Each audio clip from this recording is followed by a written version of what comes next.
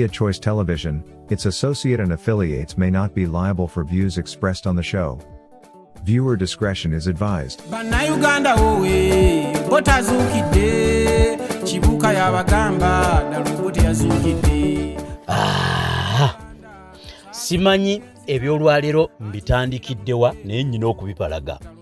Yenze Ssaalongo Kanka Kapita mbaaniriza ku Media Choice Television. Omukyala gwe mulaba ku mabbali awo erinnya lye ayitibwa mukyala Katana Winifred, nga n'ekifaananyi kye mulaba ku mabbali awo omwami oyo yali ayitibwa oba yayitibwako Ddamulira John. Mujeebaleko nno gyonna gye mutuusaako engalo nzize kubaweereza akatambiko olunaku olwaleero nsinze nnyo kakolera abantu mwenna bamukwata mundu mu Uganda naddala abavuga drone. Nga sinaba kugenda wala mbeebaza nnyo kuba mwe mutabaawo ffensi tukola mwebale nnyo okutuwagira kutubeezaawo, naye nga kyensinga okubakubiriza Media Choice Television ebaagaliza olunaku lw'amazuukiro olulungi, muyiteemu emirembe, Katonda abongere obulamu. Mukyala Katana Winifred oyo gwe mulaba olwaleero yagenda okubeera mu vidiyo Ssaako ne munne ayitibwa Namuddo Liliana nga bannyonnyolera omwami gw'olaba mu kifaananyi awo ayitibwa Ddamulira John. Ensonga lwaki akatambi kano nkaweereza naddala abavuga drone omwami Ddamulira John.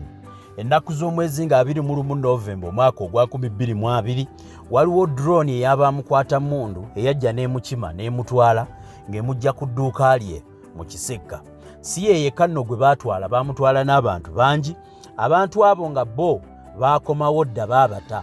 Drone z'abavuga wakati w'okubakuba emiggo bayuza emigongo sitayiro yakakwenza, okubanyiga ebigere, okubanyiga buli wamu n'obukongovule. Kakati baakomawo bonna baatya, teri avaayo kwogera. Mu bonna be baakomyawo ne basuula ku makubo nga badduka buddusi kuddaka n'okutiitiira kwe baliko, Ddamulira John yo teyaddayo. Ye taddanga kuva mwaka gwa 2020. Mukyala we gw'olabaawo baamuleka ali lubuto, omwana yamuzaala dda. Omwana akutte ne mu mwaka atalabanga ku kitaawe yadde omutuuma erinnya. Mwebulirire ku mbeera y'amazuukira kuba tuli mu nnaku za mazuukira. Oyo yajjamu ffe n'atufaanana ate abantu ba bulijjo baamukomerera awatali nsonga. Saagala gamba nti Ddamulira John teyayina musango gwonna kuba siri mulamuzi, ate n'ebintu bino bimbuuliddwa bubuulirwa. Munneegatteko ssaawa eno kyenspoozi gye tugenda okwogerako yeeyo. Okuva ennaku z'omwezi nga 21 Novemba 2020 Ddamulira John taddangamu kulabika, wabula emabega awo mu addresses z'omukulu ayogerera poliisi ayitibwa Ennanga yayogera ku lisiti y'abantu be baali bakutte mu kiseera kya Novemba wa 2020 n'erinnya lya Ddamulira John baali lisitinga mu mawulire nti omu gwe baali balina.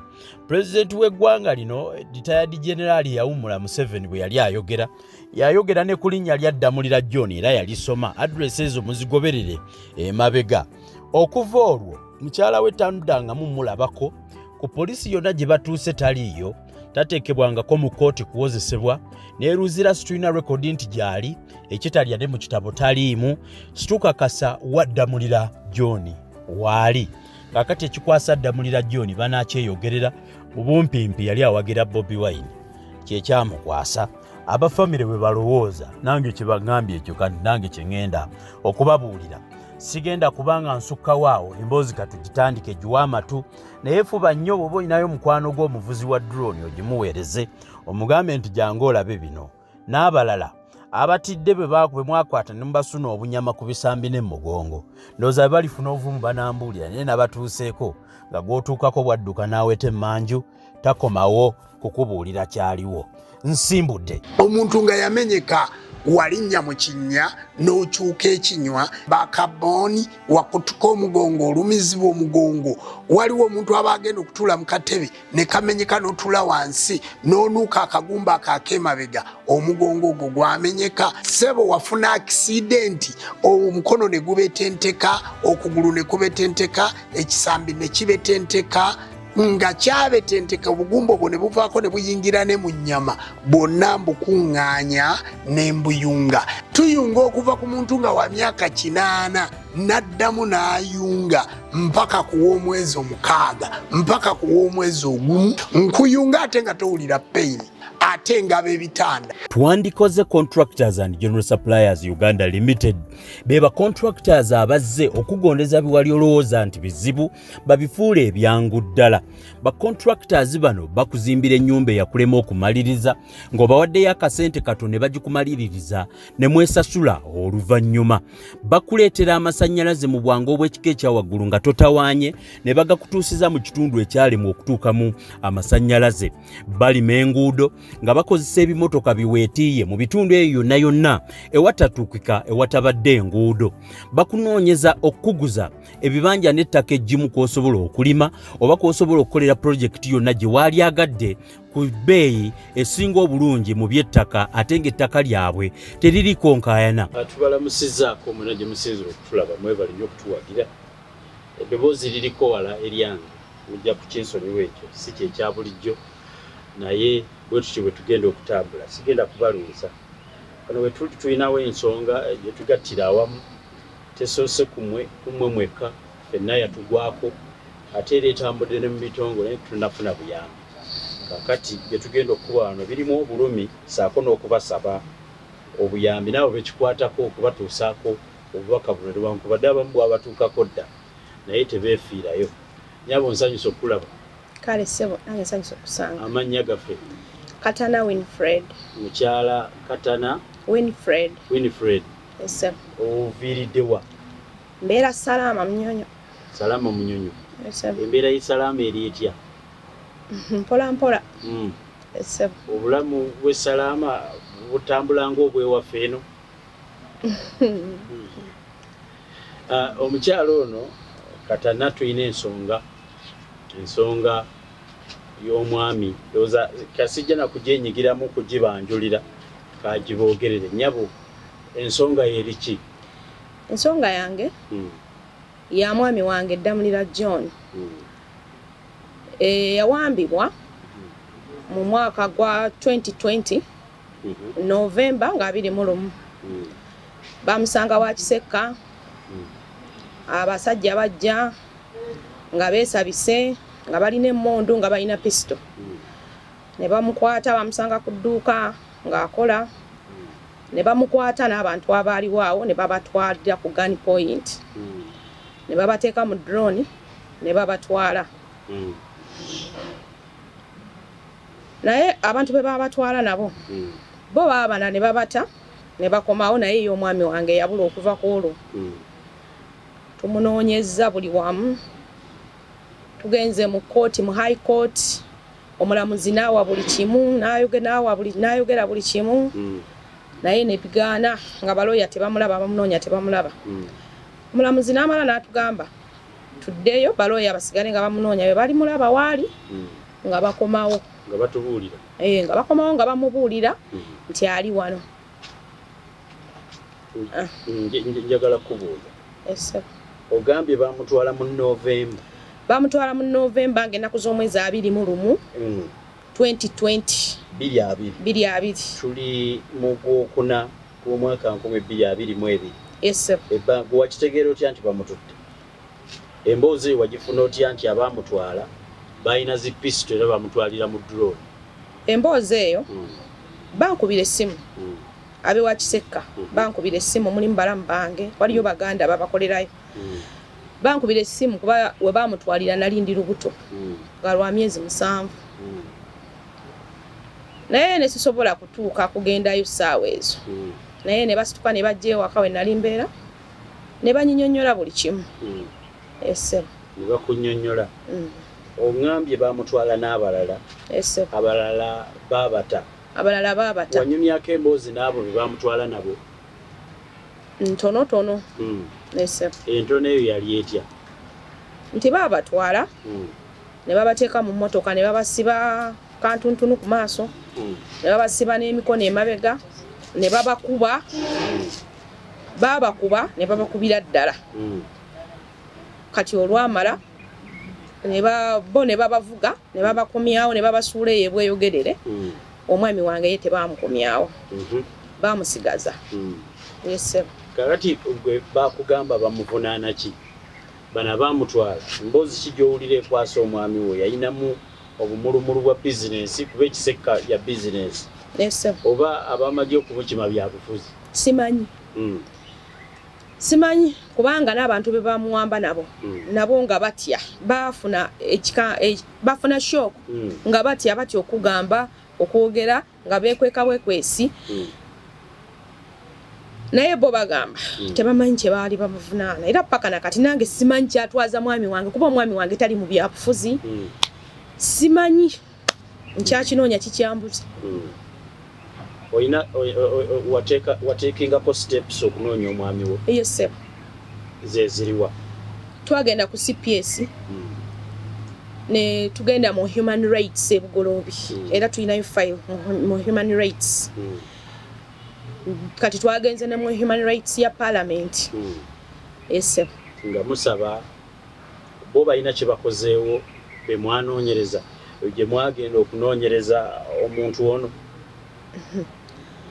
omukyala mwe twagenda ku human rights ebugoloobi twagenda naye omukyalo yatuvuga paka ku CPS bwe yatutwala ku CPS ffe twasigala bweru n'abaako ofiisi gyayingiddemu n'akomawo n'atugamba muba mugambye seemaayi ye mulina naye ensonga kazikoleko kabagende bagiwandikire seemaayi esobole okumuleeta mu kooti kati omukyala byakomaawo teyaddamu tutegeeza kintu na kimu ne tubeera nga tukubayo essimu nga batugamba bakyanoonyereza omwana gwe walina mu lubuto alina bbanga kitali omwana agenda kuweza omwaka gumu n'emyezi 3 nga 15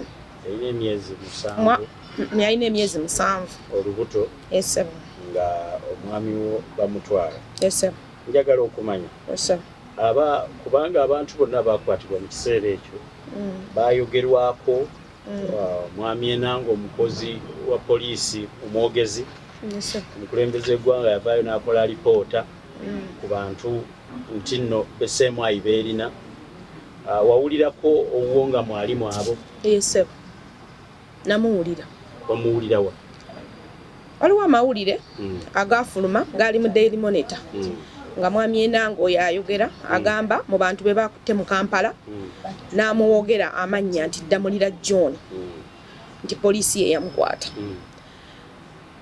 ne mu speech eyaweebwa omukulembeze w'eggwanga ku end of year yamwogera nti be batwala mu kooti abasibe be balina be batwala mu kooti n'ayogera nti Ddamulira naffe ne tusinzirira okwo ne tutandika okumunoonya ku poliisi nga tumanyi poliisi ye mulina naye poliisi etugamba nti yo si ye mulina paka nakati tetumulabanga tetumuwulizanga mpaka nakati poliisi ye bagamba ki ebbanga eryo mbwe ekyanoonyereza yo terina kye bagamba nti oba kooti yatuula nedda olunaku bweruti nedda tebalina kye batugamba n'asalirwa kino tebalina kye batugamba batugamba bakyanoonyereza embeera eyo sennungi njagala kubuuza okuva omwami olwo yagenda mpaka kati oyita mu mbeera ki nzibu gwe ng'omuntu embeera nzibu nnyo ssebo kubanga bwe bamutwalira nina abaana 4 bamutwala abaana bakadda mu ssomero nga si tusawo nga bw'omanya ebyokusomero ogenda n'osasulako ekitundu ate nali sikola kuba baali baŋŋaana okakaalukana mu ddwaliro nga ndi waka nga yandabirira buli kimu embeera si nnyangu n'omulundi n'ogumu n'ekyokulya oluusi kibula esebo abaana okusoma kukaluba omuwala okwerabirira kukaluba omuwala yatula S6 ali waka yeetaaga ogenda ku ssomero nina n'omulala omuwala ali mu S1 nina n'omulala era omulenzi yali yatula S6 naye bonna batudde ewaka nina ne bebi oba olina omugulira amata buli lunaku oba olina omugulira pampa balwala kati recently bebi abadde ku kitanda embeera si nnyangu n'omulundi n'ogumu bano ab'ebitongole eby'eddembe ly'obuntu balinawo kye bakulaga kye batuuseeko mu kunoonya omwami wo kozi abano aba human rights aba parliament batugambye kirungi nti ensonga tuzitutteyo bagenda kwatagana naffe balabe nti bamunoonya. So kyekyo kyakwatagana nammwe mu bigambo kyemwakafunawo kyetwakafunawo naye nga tetulina kyamaanyi kyetwali tufunyeewo. Ddamulira ateekwa kubanga naye alina abooluganda. Waliwo ku sayidi ya Ddamulira abooluganda atali effort gwe gy'otaddemu nga mukyala we gye bateekawo okulaba nga nabo owooluganda lwava munoonya. Bamunoonya era tukwatagana nabo bulijjo eyo yonna gye nkugambye gye tugenze nga tumunoonya tubeera nabo. Bamunoonya. Abantu bajja kulaba olutambi luno mikwano gya Ddamulira mu Kisekka be baamukwata nabo n'abalala bajja ddulaba. Obadde oyagala bakuyambe batya? Ekintu kyensinga okusaba mbadde nsaba abantu aba security abatwala omwami wange batuyambe kuba tetumanyi na musango ki gwe bamuvunaana. Bwe baba balina omusango gwe bamuvunaana kubanga buli muntu asobya.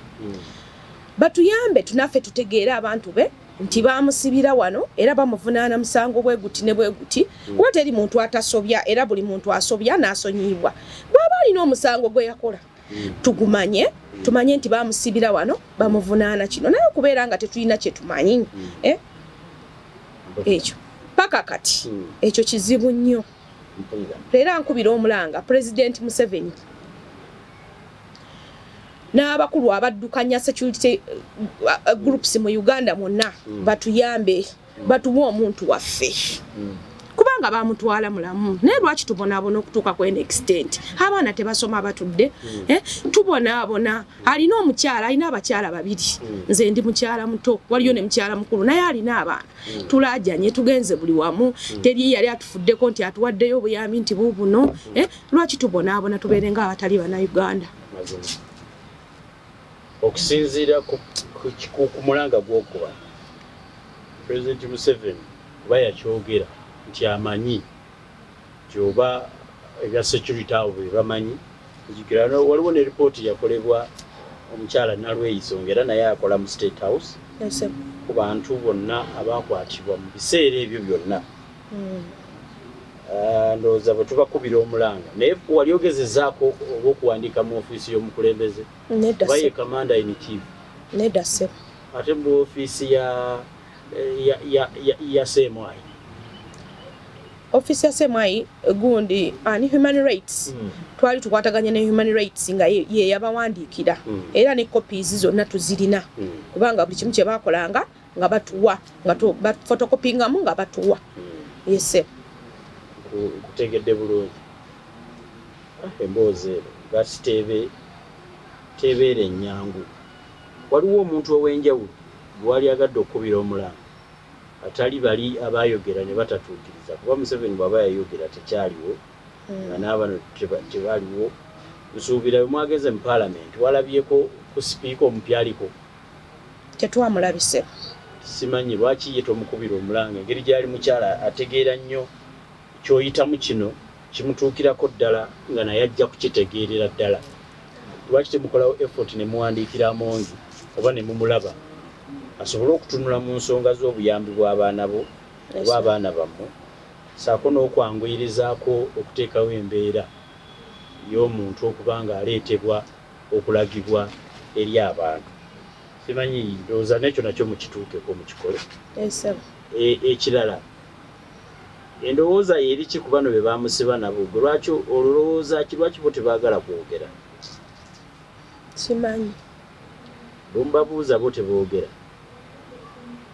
baatya kyekituufu baatya ku kyabatuusibwako baatya kuba bonna baabakuba baatya ne bw'oba gw'otya ekintu kyotatuusibwangako ng'ate bakuba tomanyi na musango gw'okoze. Simanyi banaye nga baatya simanyi lwaki tebaagala kwogera naye nga kyemmanyi nti baatya naye nga boogerako katono bwe katyo kuba ne gye baali gye babatwala tebamanyiiyo tebaalabayo naye nga bo bakugamba babatwala mu nnyumba babateeka mu nnyumba. Yabakubireyo emigo emizibu. tuvola abantu tebajja kwogera bayinza obutaba ba buyambi bonna ku mbeera eyo. Nyabo tukusabira, tukwagaliza emirembe, ate tusaba Katonda ozuule omwami wo mu mbeera y'okunyigirizibwa gy'oyiseemu, tulabe nga mufuna naffe tugenda kuteekawo ekyaffe kye tusobola ekitonotono okulaba nga obubaka buno butuukira ddala ku oyo eyabyogera kyembalina ate n'atabatuwa. Tusaba n'ebitongole ebirwanirira eddembe ly'abantu nti alipoota ku byo bituuse ku kunoonyereza ku Ddamulira nabyo tubuulire oba abasirikale abo babagamba ki ku bintu ebyo. Kale nnyabo nsanyusa okulaba nnyabo. Kale mukwano nange nsanyusa okulaba. Leero si byebiri ebya bulijjo nsonga za nnaku nsooka ompitiremu ku nsonga zino.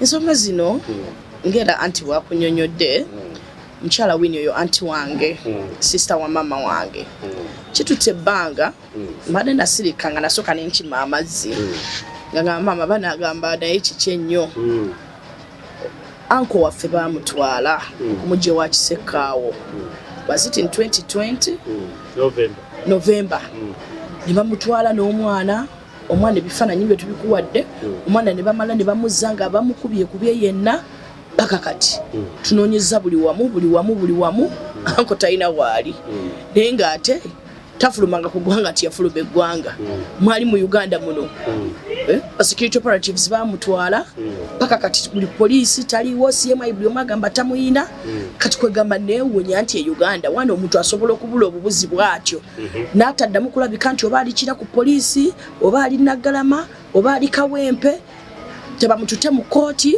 mu makomera ekitaliza zaabwe ezo taliiyo eruzira taliiyo kwegamba neweebuuze kigenda mu maaso zi gavumenti ya Uganda eno up to now beera neewuunya bintu bya Uganda yesi yeesulise bweti lubeerera Uganda yeeri bweti upside down buli kintu bakikola kifuula nnenge okitegeera kubanga ensi gye tulinamu amakooti tulina abalamuzi tulina police cells mugamba mutya nti okuva mu November 2020 omuntu yabula talina waali buli gwe batuukako anyenya mutwe kunyenya mutu kwati kunyenya mutu balinga mali banyenya mitwe buli oma simanyi kankubire gundi kiki mutamanyi kubatuuze bamwe bannansi ng'omuntu ali nowhere to be seen lwaki mubonya abantu okutuuka ku ekyo abantu ne mubalesa famire zaabwe ne mubalesa abaana baabwe balina abantu be balabirira mwabamwe bali bulungi mubasinika muzi Harvard mubongera bitiibwa bali mu masomero ga bbeeyi basoma abaana babana ku kitabwe mubasibye mubasse mubamazeewo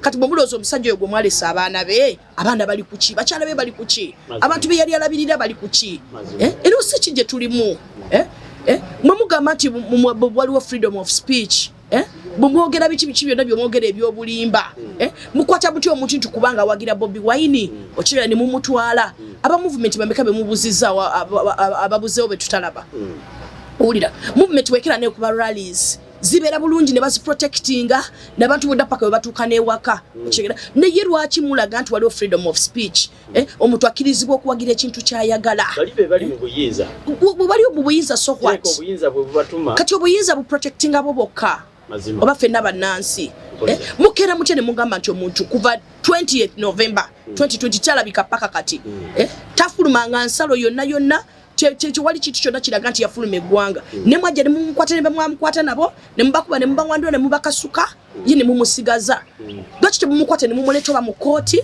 oba mu police cells ne mugamba abantu kyono yazza musango bwe guti wuuno avunaanibwe kubanga ffe twabavaako mukola byammwe bajja wano baze batukubakuba bakuba abantu baleme mwaka mulamba abalemye okukwata mbu mukwano gwa president oba gw'omutuma okukuba abantu sibitegeera okitegeera paka mwaka mulamba nino okubira enanga nakuvolongotanirako ngwe tirindako tuchakola naye nga fayiro zonna zaggwa ne bamutunulira akanula maaso ali abukyala tewali kyebakola kye bamukola mukwano gwa president so what yo president yatuma abantu bakuba abantu democracy ki eyo gye mwogerako nga batu balina freedom of speech people cannot express themselves someone tries to express him or herself ne mumukwata ne mumubuzaawo okitegeera tujja kuyogera bannange ate omuntu bw'ayogerako biki bannange gwe totya teri bye tugenda kutya okitegera because just you don't expect me to become relative wange ngabulizewo up for such and such a time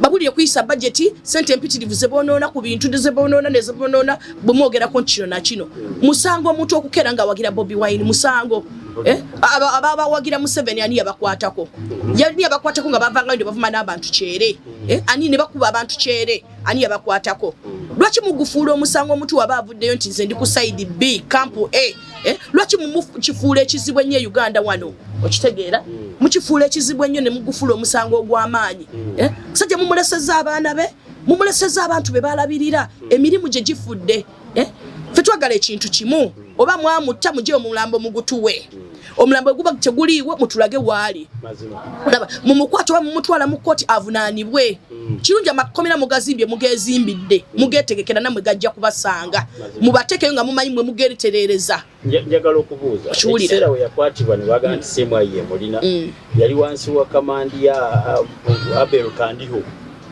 simanyi kwati gwe balawo mu 2020 be bamanyi vulugu waabwe gwe bakola be bamanyi ebintu byawe babikirupanya okitegeera ne waaba yavaawo basigaza what are they called basigaza records kubanga oli tagenda nayo Semwayi nti bamukyusiza oli agenze nayo naye nga lwaki mutulugunya abantu to such an extent bye muyina okukola bibalemye nze siba mbagamba bibalemye mululunkana na birala nebye muyina okukola bibalemye nze nabagamba all Ugandans need a basics mwe mukyurupanye ebyamwe mubawe basics lulinako na ku kintu pita ky'abakyala okuzaalira ku ttaka abakyala bazaalira ku ttaka fibroids zuluma abakyala zitta abakyala look at the street children look at the teenage young single mothers look at the teenagers abaana balina HIV ani afuddeyo alifuddeyo naye balina budget ezo ezijja okusomba abantu ezo zidrone ezo ezijja ne zisomba abantu ne zitwala abantu abajaswa ne wujukira benagwamu ababbi up to now file report yali evuddeyo nti bajasibwe batinebwe bati be bali babba abantu nebikolo bye tutuukako ne tuvaayo ne twogera nobody follows oyo omusajja oyo yani oyo simanye ye luko wesigire yankubirako essimu ne kukuba bakuba amasimu kuwudiisa teri report efuluma kakati oba mwagala twekumeka emiriro then lulimi lwe mutegeera how do you tell me somebody is missing since 2020 the whole government tamanyi wali nenga bolufuna obuzibu obalaba ne bavaayo ebibatuuka kubola nga bo bibakwatako nnyonnyonnyo bali concerned bagala ffenna tukabire wamu nabo tubonebone wamu nabo tetujja nze sijja nakwogerera bala nze sijja era ebibatuukako nja kusanyuka nnyo kubanga naffe bye mutuyisaamu okitegeera nemmwe obuzibu mwekonya akagere banange tetujja banange nze sijja ate muleke okutwongera emitima emigumu n'obukyayi n'obusungu because mwe muyina abaana bammwe muba promoting enkya n'eggulo muba wadde buli kye beetaaga mamotoka bavuga manene owulira muvuga mamotoka gammwe mutuleke mu nnaku yaffe gye tulimu ne muleke abantu beetaaye let people exercise their rights balabirira abaana be mu nnaku okitegeera wabayina omusango muveeyo mugwogere kiki ekibatiisa okwogera why don't they come out and speak abo babakyala simabe baani oyo yenna lweyisa abo bonna bali luddawa people are being tortured, people are being killed. Abantu babona okufa obufi abantu bakoya abantu balina ebirowoozo n'obusungu negwe owulira otya muli abo bennyini singa bo bakera omwana wabe ne bamubuzaawo kuba 2020 nga talabika how would they feel nenge ensonga gye bawa simanya bintu bya Bobi Wine si muntu bakuba zirwale wano bakwere zirwane ne baganda zirwale wano zi campaigns mu covid nindi batandika n'okulaunching obutale bo bennyini bwe bataakola okitegeera banonyeza ku lwaki ye abantu abavayo ku lulwe mu babonyabonya okutuuka bwe batyo so no yeka anku wange Ddamulira abantu bangi abakyala bangi abali mu kubonaabona baba bwe babulawo abakazi abaana baabwe babulawo abakazi babalekedde abaana abafa nenga lwaki abantu bafa to such an extent kiki ekigenda maaso bali mu bugaali abamu bali mu wheelchair enjala bazibajjeemu people are suffering nenga lwaki omuntu abonaabona mu nsi ye lwaki omuntu abonaabona mu nsi ye ng'omugwira abantu baza musango ki tosobola kuŋŋamba nti since 2020 omwami Ddamulira government ya Museveni ono mwami Museveni I'm looking in the camera nkimanyi bino ebintu obiraba njagala ombuulire singa Muhoozi abulawo kuva 2020 oyinza okwebaka oba oyinza okulya singa Natasha abulawo kuva 2020 waliwo omuntu afuna wanywa ku mazzi nemwe ne mutwala abaana b'abantu bannange sincerely this is too unfair. Ebintu bimukola, why should you treat people in such a manner? Lwaki kiki ekigenda mu maaso? Buli avaayo okwogera biki onakolokota gavumenti, we have to speak the truth. Bino ebintu abantu babiraba. Records are being kept. You people will answer for this. Akafaananyi abaana ba Ddamulira balowooza ki eri akulembera eggwanga webale nnyo kati abaana ngabo baabwe kati omwana ngoyo bw'avaayo najja ku street ne yeekalakaasa bw'avaayo nabbe emmotoka y'omukulembeze jinja nga mugamba abaana bayaayi mwe muli mu kutraining abaana bano emitima emibi. You're training them nejje kinaggwera mwe muba training abaana bano mubasizemu obukyayi mubasizemu obukyayi mubasizemu obusungu obungi okitegeera because you can't tell me nti omwana n'olekuso omukyala bbaawe ng'ali lubuto n'atuuka okuzaala omwana agenda mu mwaka talaba bbaawe okitegeera gwe omwana oyagala akula enkula ki omukyala ayimiriddewo ku bbaawe ba relatives abalala even the community ayina kyabadde ayamba society ate mwe bye mutakoledde society eno bye mutawadde bantu zizo zisayire ne bibasibye mu bukulembeze bibagala right of way obuntu obutono nnyo bwe mwagala obugwanyiza ne mwegulumiza ne muletera abantu abalala okubonaabona. Why should people suffer?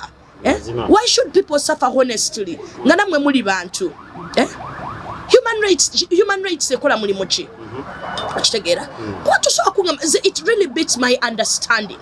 Since 2020 November nti omuntu amisinga mu Uganda amisinga kuki era ali ludda wa tewali yali amulabye ko nti bannange nze gye bansibira namusangayo kakati ali ludda wa gye bamukweka tugenda ku State House tweyambule mwagala twekalakaase because now kati tukooye era this I'm sending a message to the government tukooye ekiddako naffe temutunenya tugenda we are going to take all measures okulaba nga tufuna omuntu waffe okiwulira tetugenda kusirika this is too much mwina abantu bamwe mayumba musula nabo mutudde nabo muba supportinga n'abazzukulu mwe mukyabaweerera muweeredde abaana basomye mu zihabadi bagenze n'abazzukulu bennyini bakyali mu keya yammwe okiraba ndikakati bano omwana w'omunaku atunda ennyanya atunda kasooli kitaawe kwe mutandikira nyina kwe mutandikira be mwakuba amasasi baba kuba mwabatta up to now reports zirwa zaali zivuddeyo. Is it a crime to support Bobi Wine? Is it a crime? Of course not.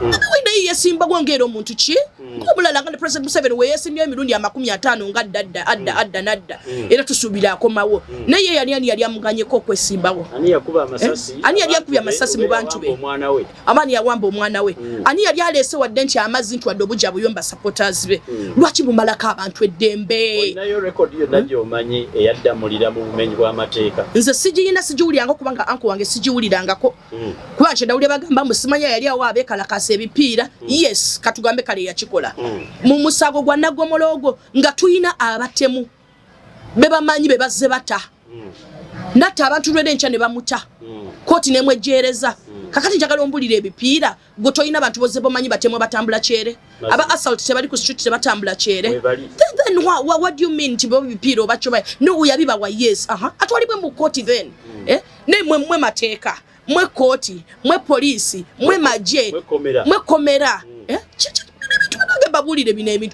your days are numbered. It is just a matter of time.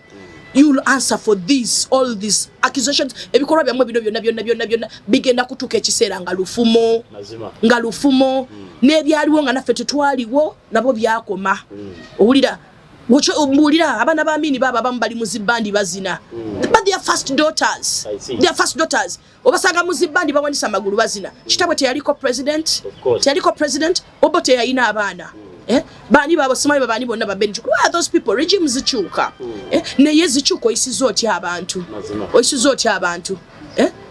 abantu banange muwa abantu basics muleko abantu exercising rights zaabwe muleke kulinyirira rights z'abantu anko ono Ddamulira abantu be muba supportinga muti okubaawo ate fe tuyina ki era ekitono ekiriwo mami ne anti wini ne yeeyiiya ekitono abantu balina ebizibu bingi abantu balina ebizibu covid yennyini yayita mu bantu owulira nene be basupportinga be baluwa ate obuwunga bwennyini babwegabira obwatuuka bwali buvundu paka kati abantu kwe bakyalya gwe owulira speaker mulamba yennyini yavaayo n'akugamba bwe mwawa abantu amata amavundu nabakola ki then what gwobo ki kyoyinza okuddamu nabanange muleke okwekyaya abantu muleke abantu okuvunza emitima gy'abantu political prisoners abaana abo mubayina era mumanyi gye bali musaasira abantu bano abakeeranga okusooka nga ne babalonda zisijina kubyogera ebyo kwegulagula mbu balonzi bamwe ze siri mulonzi wammwe okitegeera siri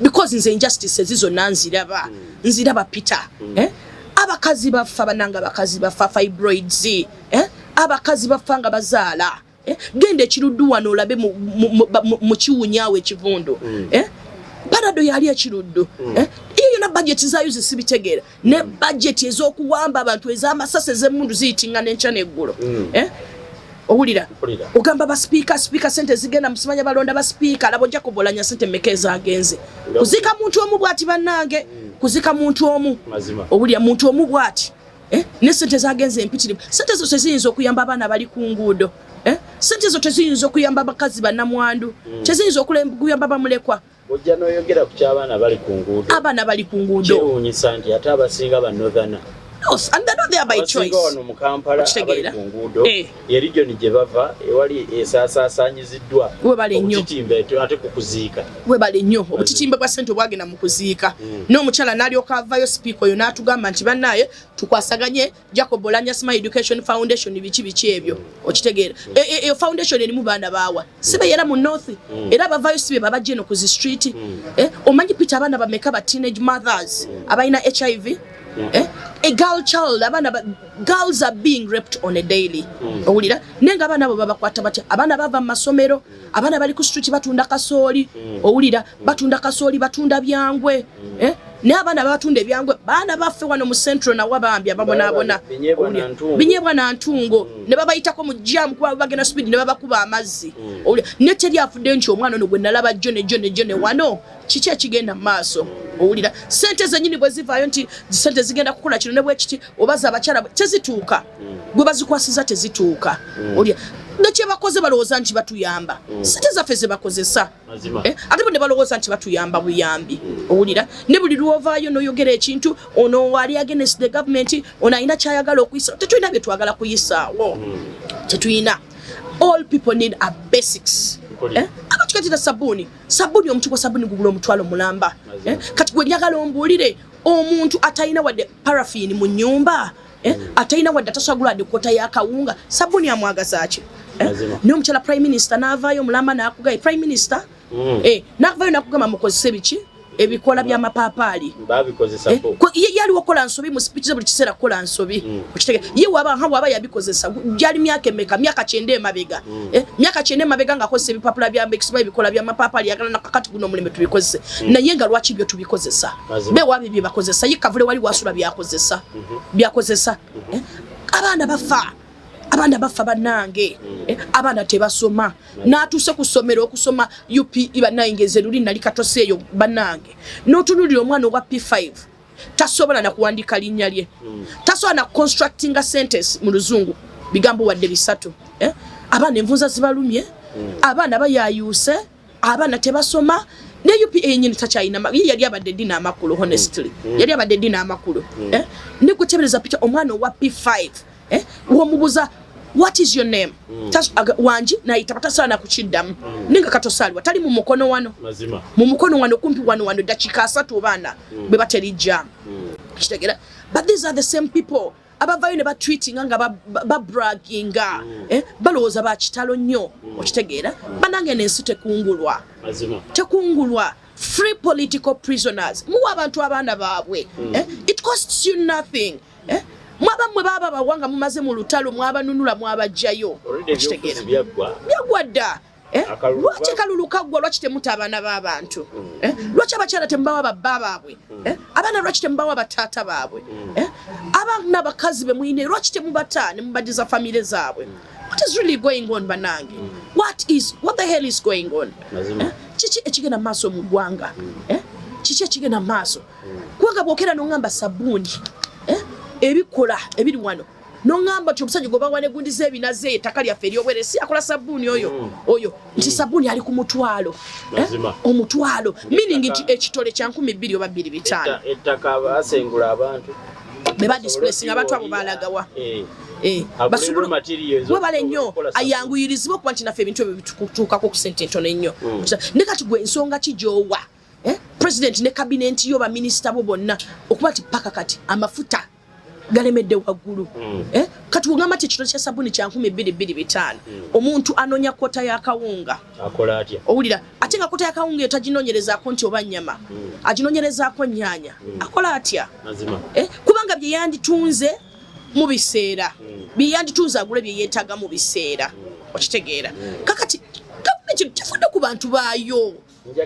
These people are selfish. These people are sadists. Njagala tubalize ekitundu kyaffe era omuntu yenna gwali agadde okubira omulanga okumukubira omulanga ogwaki okuliza Ddamulira siina gwe ngenda kukubira mulanga neze ngamba oyo President Museveni owulira ani Muhoozi oyo mutabani we ye Muhoozi oyo mwana oyo Kaine Rugaba abo mukyala ya banachobe ani mama Narweiso bya bamwita mama Narweiso banage free political prisoners muina oyo muleke tumuteekamu okitegeera muleka abantu bano okitegeera free political prisoners muleka abantu badde ewaabwe musango kyo gwama mubaleke mu kooti mubaleke mu kooti esalewo Nika kati ebbanga ni muteresa abantu bwe baba bafu muwa abantu emirambo gyabwe because it is a two-way ticket. Either wabanga gyali mulamu mubalage mbatwale mu kooti bwe baba bafu mubawe emirambo gyabwe bakitegeere because omuntu wabale nnyo bamanye nti ono tumuggyeko omutima yafa